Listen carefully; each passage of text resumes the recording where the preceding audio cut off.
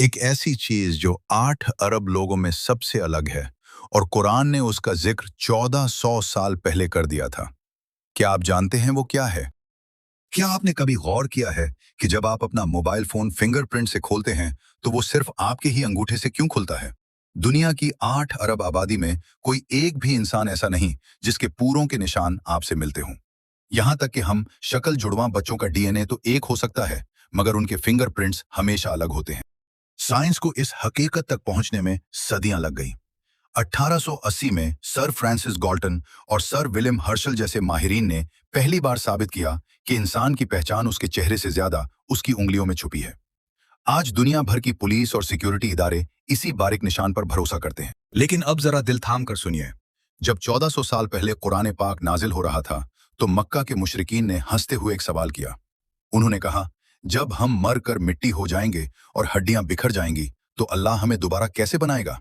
अल्लाह ताला ने इसका जवाब किसी बड़ी हड्डी या जिस्म के उजू से नहीं दिया, बल्कि फरमाया, बले कादिरीन अला अन नुसव्विया बनाना। क्यों नहीं, हम तो इस पर भी कादिर हैं कि उसकी उंगलियों की पूरों तक को ठीक बना दे। इस आयत में लफ्ज बनान का इस्तेमाल बहुत बड़ी निशानी है। उस दौर में लोग समझते थे कि उंगलियां तो सिर्फ गोश्त का टुकड़ा हैं, मगर मेरा रब जानता था कि इंसान का सबसे मनफरिद हिस्सा उसकी उंगलियों के ये बारीक निशान हैं। अल्लाह ने फरमाया कि हम सिर्फ हड्डियां ही नहीं, बल्कि वो बारीक लकीरें भी दोबारा वैसी ही बना देंगे जो दुनिया में तुम्हारी पहचान थी। आज की फोरेंसिक साइंस इस बात पर दंग है कि एक अनपढ़ माशरे में बैठकर किसी इंसान के लिए यह कहना कैसे मुमकिन था। ये सिर्फ उसी हस्ती का कलाम हो सकता है जिसने इंसान को पैदा किया और जिसने हर उंगली पर अलग नक्शा बनाया। सुभान अल्लाह! अल्लाह की कुदरत का ये नक्शा हर इंसान की उंगली पर मौजूद है।